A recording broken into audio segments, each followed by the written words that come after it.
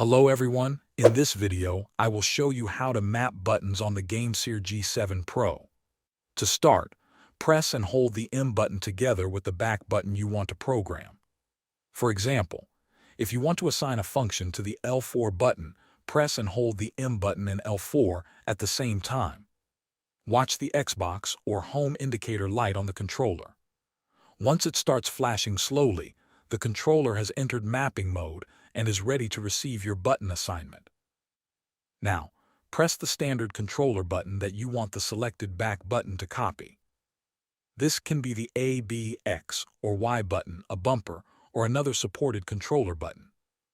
After you press the button, the Xbox indicator light will stop flashing and become solid again. This confirms that the mapping has been saved successfully. You can immediately use the newly assigned back button without restarting your game. If you ever want to remap another back button, simply repeat the same process for L4, R4, L5, or R5. For users who want more control, the GameSir Nexus app provides additional features such as button-to-mouse mapping, trigger dead zone adjustments, and gyro settings on PC. Thanks for watching.